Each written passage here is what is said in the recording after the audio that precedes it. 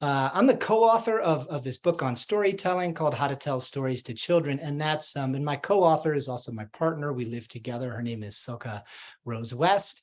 And she's an incredible, wonderful, I'm gonna put my shoes. adding some more people here. Incredible woman. And really even a mentor for me. So we sort of chanced upon this work a little bit. Silka has actually been telling stories for a great deal longer than I have. But we worked together in her forest kindergarten. This was, gosh, 7-8 years ago, something like that. And I was basically her assistant. And I was there with my daughter. Where did you guys go? Okay. Getting some little comments there. Anyways, and in that forest kindergarten setting, we told stories just, basically almost every day. Neither one of us are professional storytellers. And so this is really relevant to our approach. That book has actually really traveled pretty widely, somewhat to our surprise. And it's sorry, I'm just getting distracted by the technical aspects, right? This is what happens. Anyways, our whole approach to storytelling is about creating connection with your own kids, right? That's the message that we repeat everywhere. And so when I talk about storytelling, I'm not necessarily encouraging anyone it's not about being on a stage.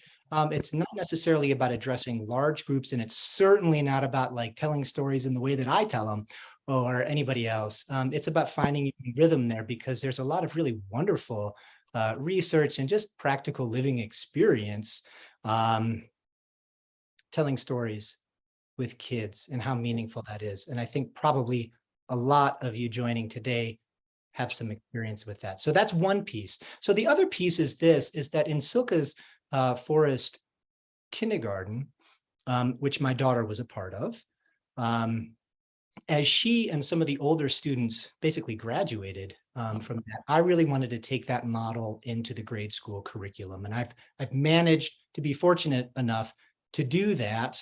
I have a small group of kids. It's 8 kids, and I teach entirely outside. My kids, I've been doing that for 5 years now, and my kids range in age from 8 to 11 at this point.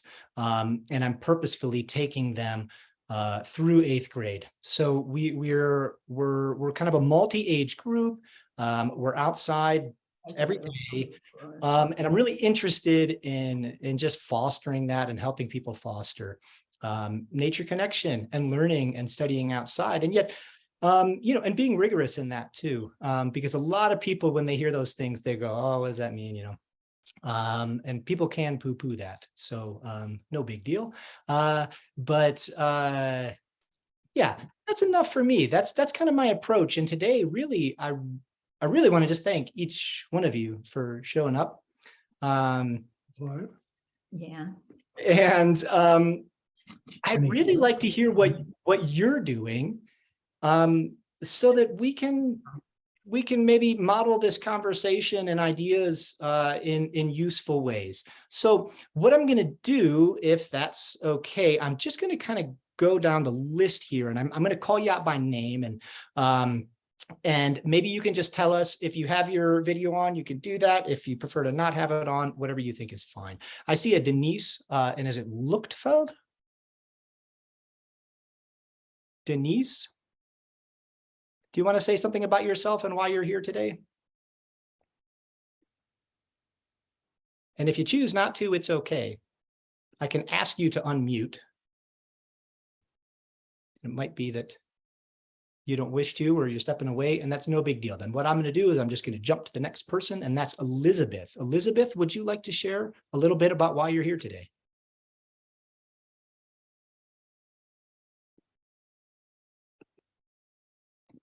Yes, I can.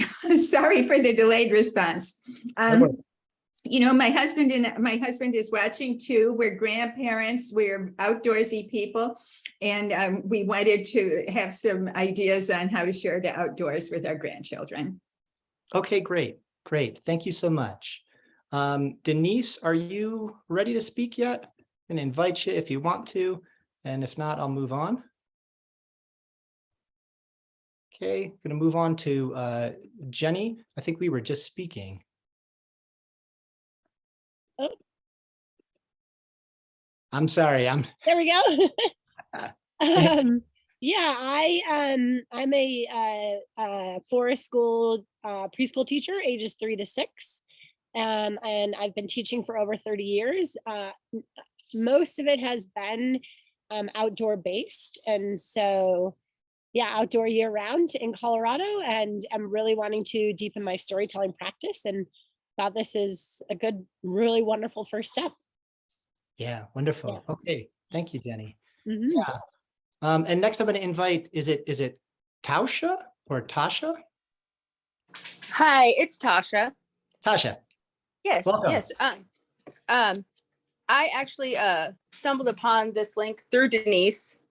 She's my friend. We're here in Missouri, and I help lead a local outdoor school we just formed last year, and the Audubon Nature Center is now our home, so we've kind of partnered with them, and we're outdoor year round. I help with the homeschool afternoon program, and I have anywhere from 6 to I'm trying to remember 11-year-olds and one 12-year-old.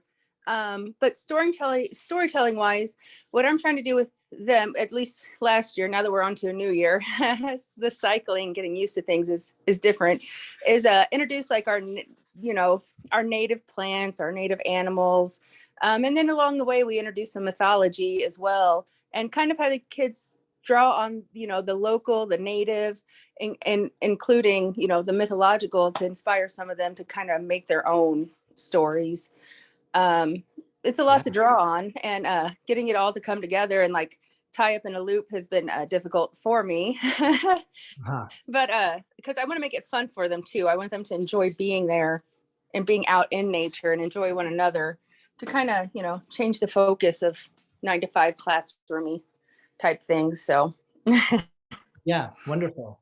Okay, yeah, thank you. And I have Louisa here. Louisa, do you want to say something? Just what you're doing, why you joined us today. And it might be, I don't see a microphone on your thing, so it might be that either you don't have the tools or don't wish to, and that's fine. And I have one other person who I only see here as Zoom user. So if you think that is you and you would like to say something, I can invite you to unmute and say something about yourself while you're here today.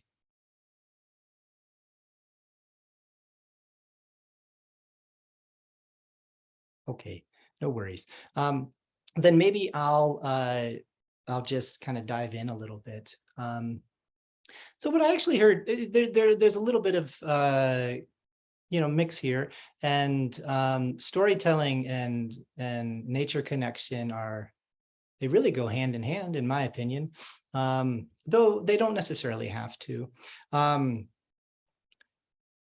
Storytelling is okay, the way I like to put it is this. I like the scientific background of storytelling a little bit. I draw on a lot of like evolutionary theory here, actually, in the book and in some of my work. And that sounds like a strange place to begin. But the reason that I do that is to help us understand that what storytelling is. There's this great book called On the Origin of Stories. And it starts with this question, we know that we can tell stories, and we do it in a really huge variety of ways. Why is it that we're able to do that? Why is it that that we do that with one another? Because sometimes when we do, it's one of the most powerful experiences that we have, and particularly with children. Right? Most people enter storytelling through the realm of children. And the answer that this particular author, his name is Brian Boyd, proposes is that, years ago, and we're talking about quite a few years ago, right, in a range of 60 to 100,000 years ago, as our ancestors were developing these skills, what it did, learning how to tell stories allowed us to share this incredibly rich social world that was kind of evolving in the human community, the human species at that time. And this was really important because what it allowed us to do is solidify these social bonds that made us successful as organisms, as individuals, as groups. And so when we kind of understand that, if we can kind of open our mind to that, and you don't even have to agree with it, it doesn't really matter. But the important lesson there is that storytelling is something that we all do. And we sometimes lose sight of this because of our modern approach, or we see so many stories in movies, we see other incredible, excellent storytellers, we read stories. We sometimes forget that stories live inside us. I was recently picking corn at a dear friend's, and there were some other people there who were harvesting, and a woman came, and she was also an author, and she was telling me a little bit about her work, and I told her that, oh, I do some work around storytelling, and she said, oh, that's right, I really want to snazz up my storytelling skills, and I like that too. And she talked about how, oh, right, so the good storytellers can get out there and tell stories. And I just found myself thinking and saying to her, but what about the people who don't think they're good storytellers? Like, what should they be doing? Should they not be telling stories? Is that it's a funny way to understand it. But anyways, that's my starting point, my leaping point for storytelling, is that it's this beautiful way to connect with other people. And when we approach it from that point of view, it can make it much easier to connect with the children and the neighbors and our loved ones that we wish to connect with. Because the number one thing that Silke and I encounter when talking about storytelling is, of course, people are shy, or they're not, they lack confidence, or they say, I don't know how to do it. I don't have a good imagination. And so they encounter a lot of these self-doubts. Real, that's all super real. Don't want to talk that away for anybody. And so our encouragement is always to start simple, start kind of where you are, because those simple stories, when you have those connections with kids, wherever that is, whether that's in nature or whether that's inside in a classroom or in your own home or whatever setting it might be, those moments when you really connect in, sometimes stories can be 5 minutes long, and you just can feel it. You feel it when that connection arises. That's what I'm after. That's what I'm interested in supporting and fostering. So I would be happy to talk about very specific subjects about how to engage, maybe how to tune up your storytelling skills. And it really helps me if people have very specific questions of maybe things that you're even an experience you had, or maybe some doubts you've encountered, or a scenario that you're working with, because then it helps me speak to that point. Does anybody have anything like that?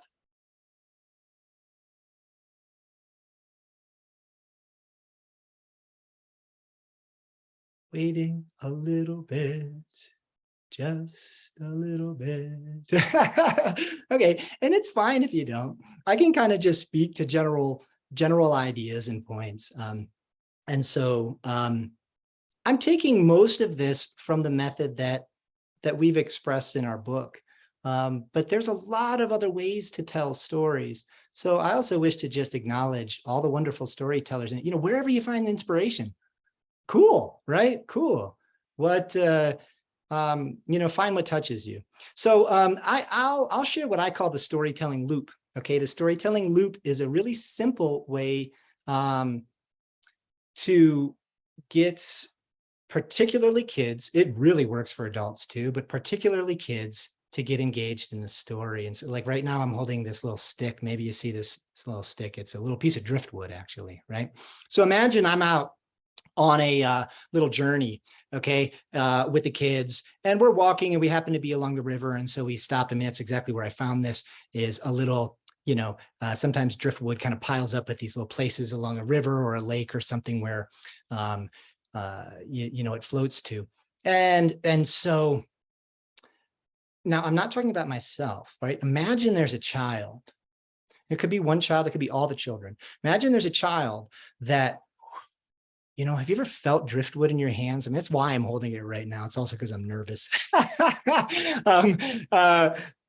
So it's soft. It has this softness, this smoothness. This is something I love about nature connection, right? Is this like tangible, palpable, real thing. So this child just is exploring. Oh my gosh, he feels this piece of wood, right? Or maybe it looks like something because it's kind of this funny, interesting, intricate shape. And you notice it. Maybe you don't say anything. Maybe you're not even necessarily engaged, but you just notice, whoa, that child really noticed this little piece of wood. I'm just using it as an example, right? So the storytelling loop, it starts with that observation piece, right? What happened? What caught your child's attention or the children's attention or whatever, and if it's a group or if it's an individual. And for the time being, you're maybe just like noticing. You're just noticing. And then it could be more or less at that time, but I often suggest something like later. Let's say you're out for the day and then you sit to have a snack. You pass through the river, and now you're eating a snack and you're listening to the birds and maybe even had some difficult moments and things and all kinds of whatever came up, right? And then maybe it's story time. Maybe that's because it's story time in the way you schedule your class. Maybe it's story time because you're out with your grandchild. Maybe it's story time because it just boom hits you, right? Whatever. You remember the driftwood.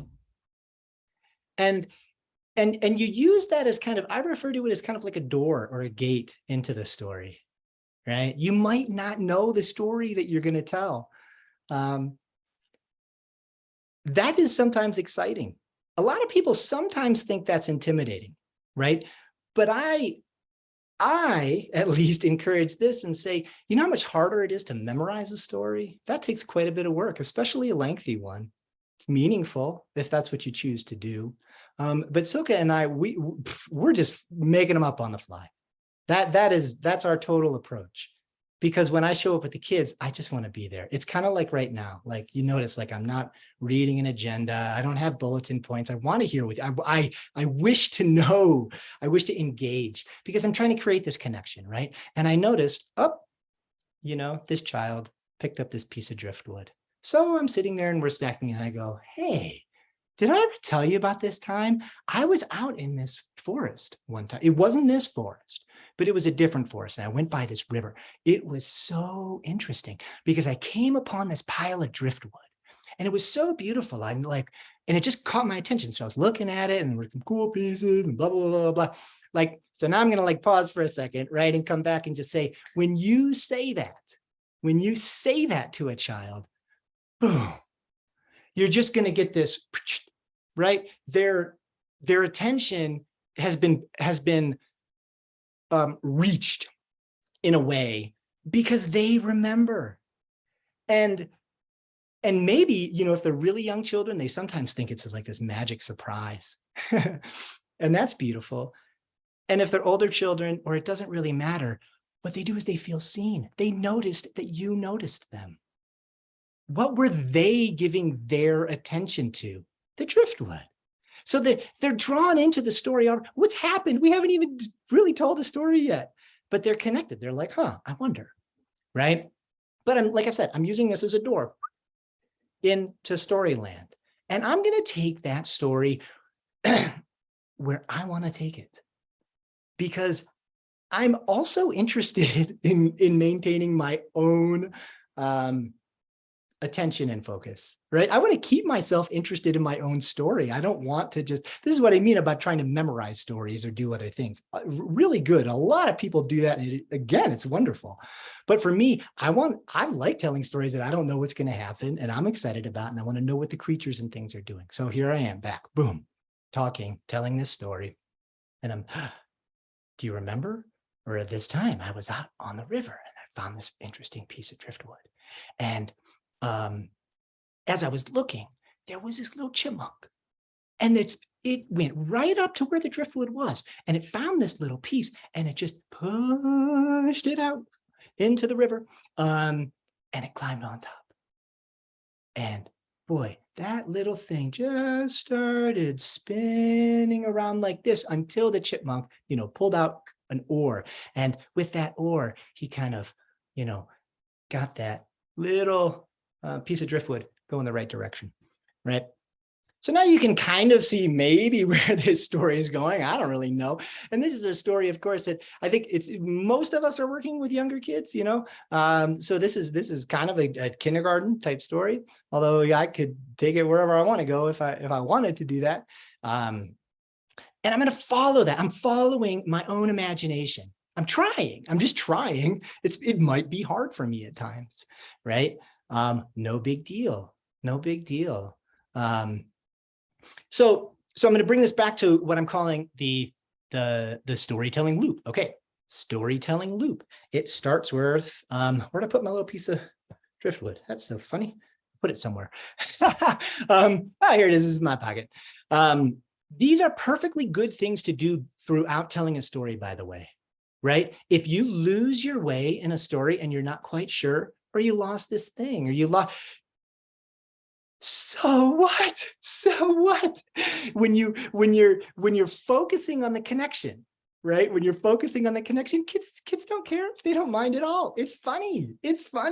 Oh gosh, grandpa can't remember what he was even talking about. We're all going to laugh about that now. It's actually kind of sweet. So anyways, here's my piece of driftwood. So I noticed something that the kids were noticing. This is like the beginning of the storytelling loop. I swear I'm getting there. We started with a real thing. And the kids, they notice it. So it gets their attention. And then we bring ourselves into this story realm. We use this as a door, a gateway to access our own creative imagination storyline. Where do we want to see that go? What might we want to see that happen? Okay, when I tell this story and I'm done, this is why I'm calling it the loop, okay? And it does not mean that you need to have a physical object there. That's not really important at all, though it can mean that, okay? If I have a piece of driftwood and I tell a child a story about a chipmunk that used it as a boat, and then I finished, what do you think that child will do with this piece of driftwood when I'm done? It varies. It always varies. It's never about doing it exactly in one right way, okay? But what I like to say is this: storytelling, it makes the same old thing new. Like there's a story that lives inside this now. It's here, okay? It's in this little piece of wood. And especially young children, in that kind of kindergarten and early grade school age, very commonly will take that into play, right? Have you ever been in a situation where you have kids, and depending on your context, where you would like them to do some free play, some solo play, explore on their own. So, you're not constantly managing their attention and those kinds of things. Telling a story is really powerful tool, because you can take something as simple as a piece of wood, right? And you can turn it into a thing. You can turn it into a whole experience. I've seen this happen so many times. I mean, just hundreds and hundreds and hundreds of times, and it doesn't have to be this piece of wood. It could be a different piece of wood because the kids decided that's what it was. And now they're taking it and they're here, right? Now they're in this, it's like you had this imagination thing, and you're like, wow, this is great. And you, here you go, ping. And the child picked it up because of the connection, not because of the incredible narration and all the colors and incredible description. Those are all wonderful things to do. But if if they feel your connection in it, it touches them in a deep way. And then they want to bring that into play. They want to mime it. Okay. So that's a storytelling loop. You start with something real. You kind of bring it into, you use it as your door into storyland. You tell a story that you're interested in. That's interesting to you. And then at the end, you have this new relationship to whatever that thing is. And it can be a physical object, but it can be a place, right? It can be a toy. It could be food.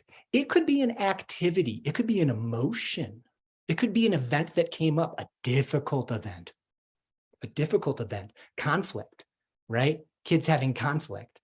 And you're using that as a way to help yourself look for those storylines happening in that experience. Okay, so blah blah blah. I'm talking so much.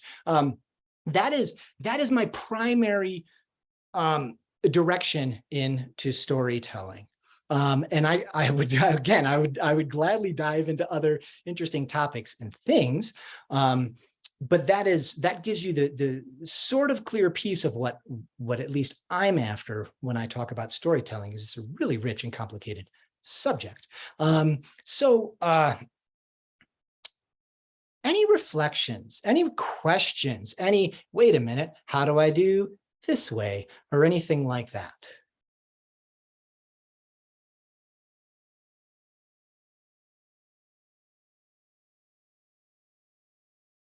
Little bit of time, little bit of time. How long do you make your stories?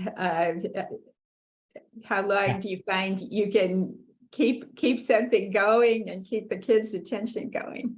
That's a really good question, Elizabeth. Thank you. Elizabeth, may I ask you this? Have you told stories with is it your grandchildren? Is that right?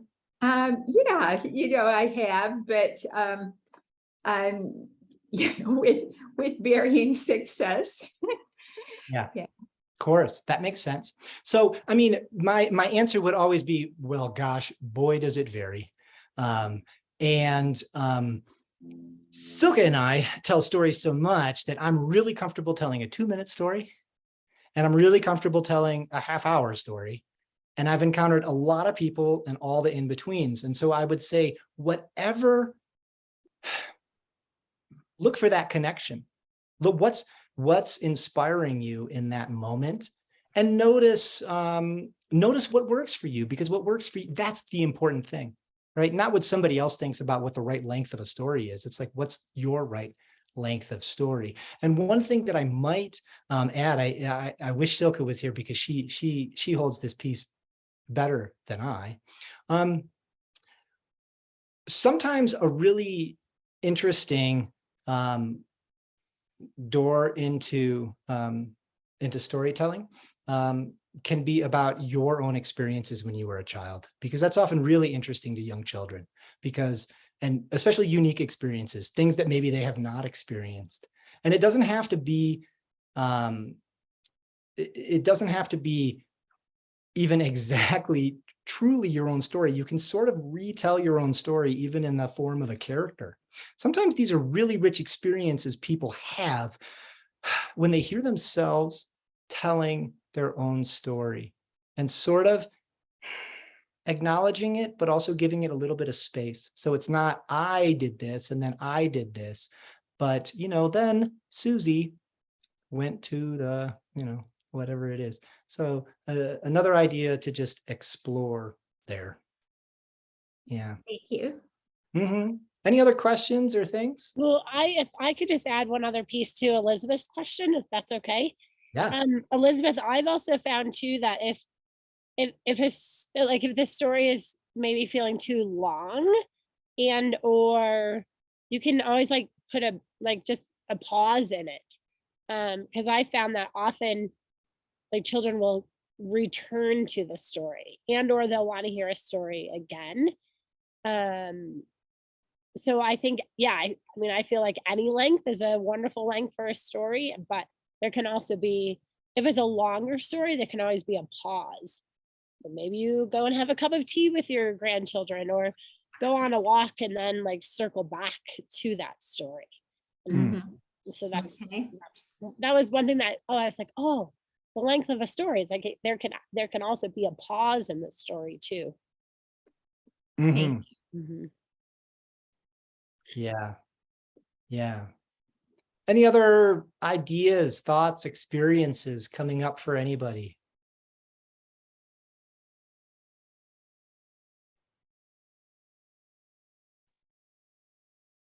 Okay.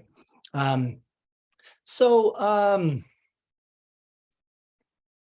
I could kind of go in a couple directions here. I could continue talking about storytelling if that's interesting to folks. I could also sort of combine that into this sense of kind of nature connection and doing outdoor activities and things with kids and ways to help that engage in ways storytelling can help that, or in lots of other activities too.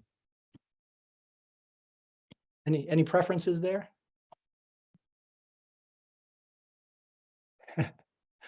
Okay. I'm always in favor of combining nature connection through story and story through nature connection. Yeah. Yeah. Mhm. Jenny, Jenny, you seem to have really, you have a lot of experience here, I mean, honestly, maybe more than I. And I'm curious if you have any insight that maybe you'd like to share, or experiences that you think, this, or maybe just one time where it really worked, or maybe one time when it really didn't. Mhm. Um, I feel like I feel that there's such power in storytelling, and that I feel like it's so part of children in their play through story, and that it's almost like how do we get adults back to storytelling, where it doesn't have to be a like stand on the stage big storytelling, like it's simply sharing our stories with one another. And so that's what I'm also looking at, is like how, like, it's right, it doesn't have to be a performance. It can be a story, like you said, about my life, about my day. But where I feel that it's so powerful in nature is that, or anywhere really, where it like it draws people in, it's that connection. And what I have found is sometimes when either one child or maybe one child is needing like more focused attention, or maybe there's a little more chaos in the forest than that is workable. That really drawing the kids in for a story can shift an energy. Hmm. And then I always feel that if a story is well received by the children, they then incorporate it into their play. Mhm. So that chipmunk on the boat, right, after telling that story, and whether it's that day or the next day or 5 days from then, that you'll hear one of the kids say, "Oh, my chipmunk so and so is on the boat and this is where they're going." And you're like, "Oh, yep, they've they listened and experienced that story on a deeper level, that now it's part of their play." Yeah. Yeah. Yeah. So, Yeah. I agree. mm, It's a wonderful thing. mhm, Yeah. so, Yeah. Well, thank you. yeah. Well, I what's useful here? Would it be helpful to talk on other storytelling topics? Would you like to dive into other things? Again, I can talk about whatever I think I want to talk about, but it helps me to know a little bit where your level of interest is.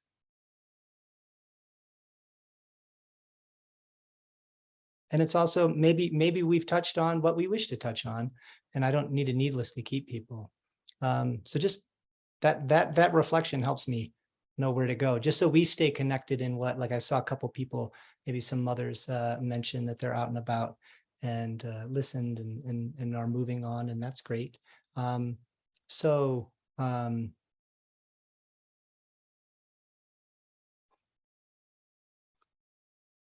Okay, well, maybe what I can do a little bit is, one thing that I really like doing. So I'll switch a little bit here and just talk a little bit about nature connection. And, one thing that I'll also mention is that it really helps to do these activities, storytelling, and some of the outdoor events and things with kids at a very early age, because then they're accustomed to it. One of the things, Silke and I, we're fairly eccentric, we're not big media people. And so we have this beautiful luxury of working with our own children and students who, we're working with families who really embrace that value. And this makes it easy for us because our students aren't experiencing at least too much. They certainly are, but they're not getting at least daily doses of, the really exciting and eventful stories that come up, of course, in different media programs and things like this. This is something that also a lot of people tell us that they encounter with their kids. It's hard to get a child who is really accustomed to sort of the high power storytelling of movies and videos and that kind of thing to sit for and listen to you tell a story. So I want to give you maybe a few ideas around how to work with that if that arises for you. And that is really trying to embrace this difference of approach, right? If you're trying to tell a story that competes with the sort of very exciting, highly visual storytelling realm of maybe great books or great videos or whatever, it's going to be tough, right? Because those are professionals putting together some pretty blockbuster stuff. And that can be intimidating. So embracing that sort of upfront and recognizing that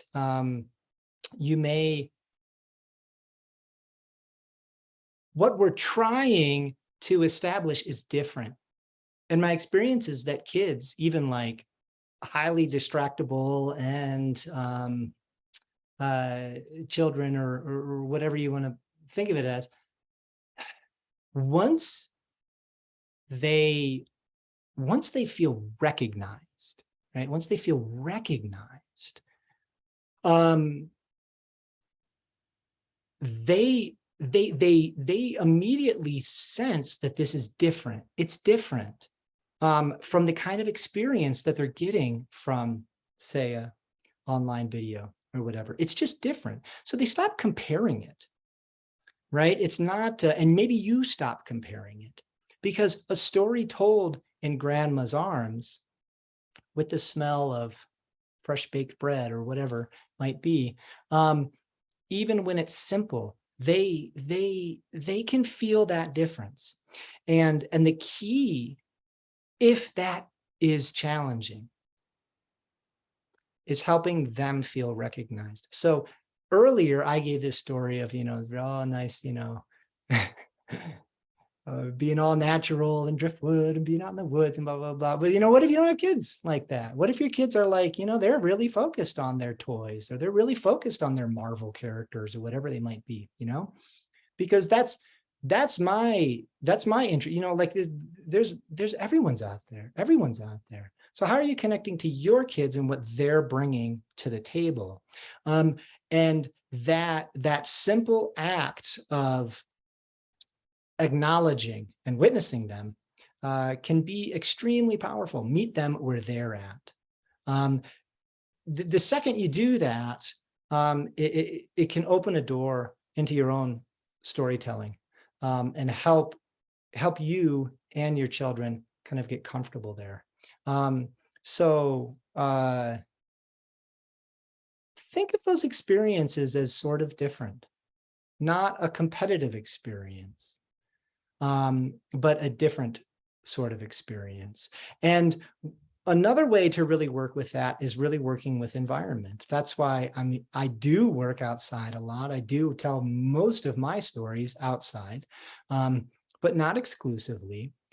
And when you prepare a setting, and a setting can also be a time and a schedule and a routine, it can help a child show up prepared for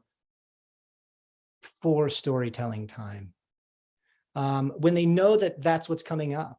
And again, it helps them feel recognized when, you know, maybe you've got some hot tea ready with some honey in it, and maybe you're sitting by the couch looking out the window, or maybe you're sitting under a tree, or maybe you're doing whatever it is that makes that moment comfortable and come alive. It's a way to access that attention and connection and love that, of course, we crave with our children, our own children, and our students and around. So another idea to work with. At this point, if anybody has anything, just pop it out. And otherwise, I'll share a couple other things.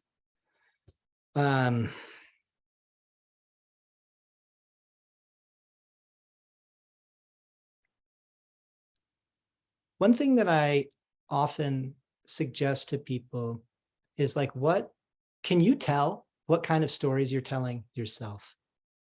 Because we think of when we, especially through the context of children's stories, we often think of the narrative and, you know, playful characters and whatever it is that might happen. But storytelling, you know, is a much bigger tool than that, because of course, storytelling is what we're doing. Even most of our language is storytelling. We're retelling events. History is a story. When we get together with friends and we say what happened at work, we're telling a story. When we get together over, you know, Thanksgiving, or, you know, Halloween's coming up and we tell the time that, you know, whatever our costume thing, these are stories, right? You know, we're storytellers. This is, you know, it's just inherent in what we are as creatures. And one of the things that can really help if you're having trouble connecting with children is asking them, what kind of stories are you telling yourself? Because we do speak to ourselves, right? I mean, I do. I talk to myself all the time. I mean, I really do. I mean, at this point, I talk to myself all the time. And I'm one of those people, I'll talk out loud if I want to. You know, I don't resist that. What are we saying to ourselves in those moments? When we can pay attention to that a little bit, sometimes that can really give us perspective on perhaps how we're speaking and telling stories with our children. Sometimes it gives us insight, because sometimes, so okay, another piece that that I like to talk about a lot is just being yourself. Being yourself. Just be who you are. Because you're beautiful. You're beautiful. You know, you're wonderful as you are. And it's really easy, right? Internally to resist it. or can be. It is for me. I think it is for most of us, you know. This is what I mean about the stories that live inside ourselves. And when we approach our students, we approach our children, we approach our grandchildren, whoever it might be, it's so easy to hear ourselves say, well, I'm not good enough, or I'm not going to do it well enough. It's good to notice those things if they come up. And maybe take a deep breath a little bit and try to work through that a little. Because if you sense that impediment within yourself, chances are that's going to arise in your storytelling a little bit. So really be honest with who you are. And you know, earlier Elizabeth asked, like, how long should you tell a story? Well, as long as you want. I mean, what if you told yourself, or what if you told your child, or what if you practiced? Would you practice? Or would that be a waste of time? What if you told yourself a 2-minute story that entertained you as you're walking because it made you laugh, or it didn't? That's what we're doing anyways, isn't it? I mean, when we're walking through the woods, aren't we thinking about things that happen and telling ourselves what so-and-so said and how they reacted and how I reacted, and I should have said this, but I didn't. And, you know, all these kinds of things, what we do. This is what we do. So look for ways to fill yourself with those good stories. This is a secret subversive message that Silke and I have in our book and elsewhere, is that, yeah, of course, it's about telling stories to children. You know, but we're just grown children. And this matters. It does matter, because that connection matters, that connection to yourself, you know? So if you put yourself down, that's tough. And you might find that maybe there are these funny ways that you're having a hard time connecting with children, because maybe subtly these stories are, you know, they're in there, you know, they're in there. So really be honest with yourself.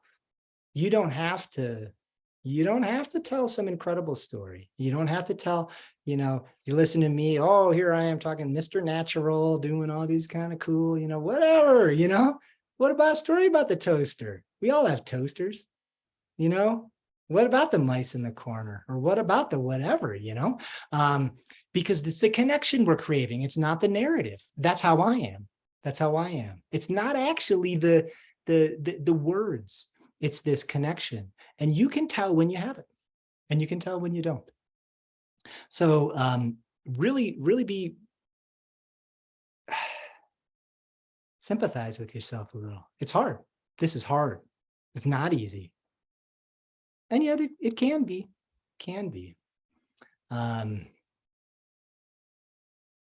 Yeah. Maybe I'll move towards wrapping up. And one other piece, you can tell most of the conversations that I have are motivating people to just even try. I've learned that that's actually where most of our work is. So I've said a lot about that. And I know that maybe, you know, that's not where we all are, you know. Jenny, I know that you've been telling stories. So the one question that comes up the most frequently amongst people who are like, yeah, look, I don't need to, I'm already telling stories. I'm done. You know, like, you don't have to convince me to do it. And people ask, how do I get creative? How do I get more creative? How do I access this creative realm, my own imagination? And I think we all do that in different ways. We all do it in different ways. So I can kind of share some of my experiences and some of what I think are my best stories. So like I said, when I tell stories, I'm looking for stories that I like to tell. I can actually be really selfish in it. I don't need to give too much attention to the kid. And sometimes people, the Silke will always chide me. She'll say, well, that story, that was too complicated for a 4-year-old. And I go, well, maybe, you know, so be it. But I liked it. And they liked listening to it, even if they didn't get it sometimes, or some of the pieces, you know, because they picked up some of it. And so when you're trying to push the borders, the edges of your own creative expression, look for what excites you. What is it?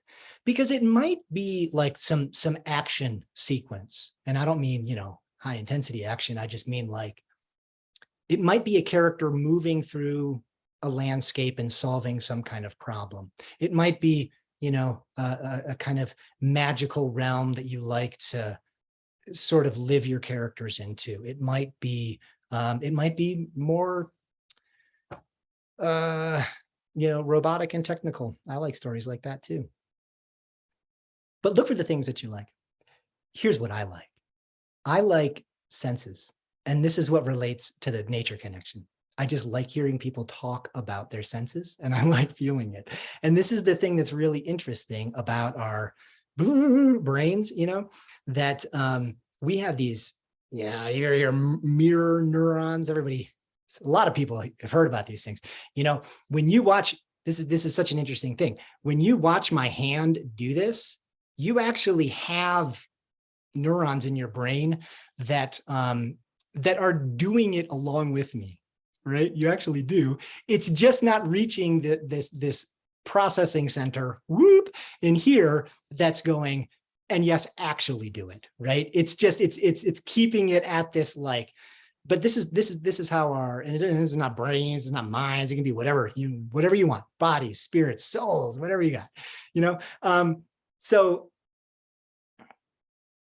when you describe the sense feelings of stories, I promise you, I can tell such boring stories where nothing happens and the kids are they just love it.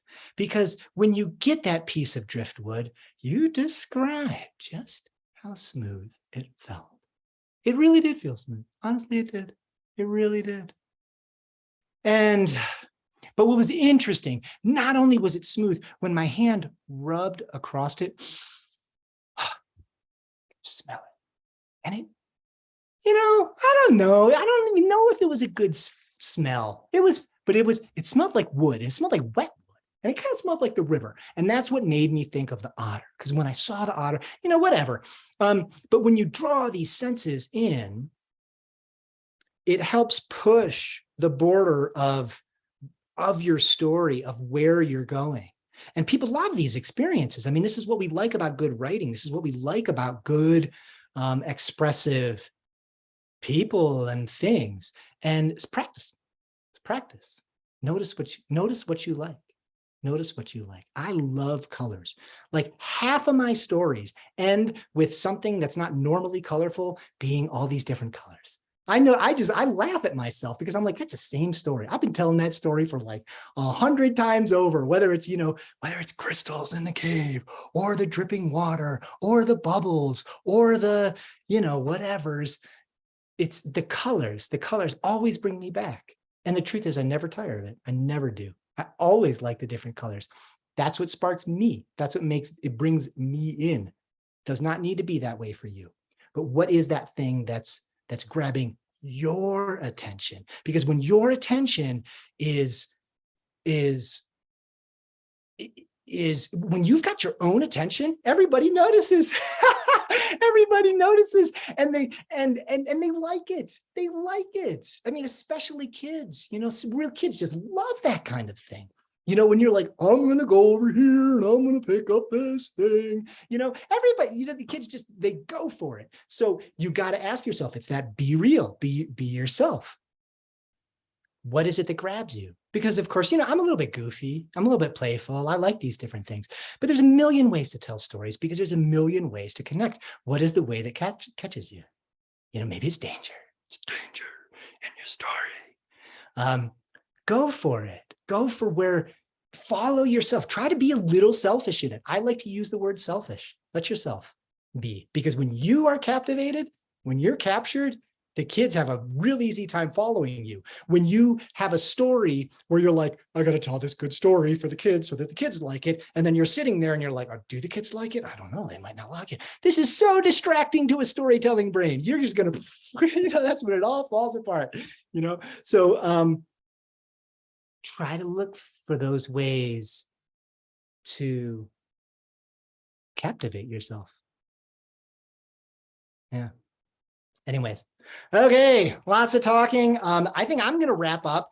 If there are any final questions or things that you would like to share, please do that. I have a quick question. I know that your book is a wonderful resource, and wondered if you had like other resources that you would suggest related to storytelling, or like storytelling in nature. Yeah. And even if it's not like off the top of your head right now, but Jenny, the best person that I know, because most storytellers that I've sort of worked with or talked with, most of them are focused on kind of how they tell stories, and that's their thing, which makes sense, they're more performers. And so those people, they tend to therefore write and focus on like, isn't this a cool story? Or isn't this a wonderful, which I think is great. I celebrate and support that in all kinds of ways. It's not easy. I haven't found it easy to find resources, but there is one. And you're right. I may have to pull it up. But I tell you, Jenny, where if you put your email or something, or you want to do something like that, I will email you and I'll tell you for sure, because there's one person that I can think of, and she has several books. She's an Australian storyteller, and I do like her. I love her. Her approach is similar. And she's an interesting resource. Yeah. Just making sure I typed it correctly. Yeah. Okay, great. I'll send you a message probably later today, so I don't forget. Sure. Wonderful. Yeah. Anybody else, Denise, or a Zoom user? And no big deal if not. Yeah, I just want to thank you all. Thanks, Jenny. It was really nice speaking with you. Yeah, thank you. Wish you good luck out there. Do you ever have people come tour or visit your school? Not like on a super regular basis, but it's conceivable, especially because you're in Colorado. So like, if that ever is, if you're down this, I'll send you a message and you be in touch with me. Okay, great. Be in touch with me, because I can kind of, maybe it makes sense to connect, and we could talk about that. Okay. Silke and I did a forest kindergarten training in the early summer, but it doesn't sound like that. You're in it. You're doing it. But I will forever go to trainings. There's always, okay. That's how Silke is. Yeah. Silke, she's like, I'm not a professional teacher. I mean, that's not my background. My background is actually, believe it or not, is incredibly different. I'm a father. That's what got me into this whole world. Is that I'm just trying to like make it good for my daughter. And so, but that motivates me. That motivates. It does, that's what kind of keeps me in it when the going gets tough. So let's be in touch. That's what I would say. Right. Thank you. Yeah. Thank you. Great. Well, thanks everybody else. And just wish you good things in your day.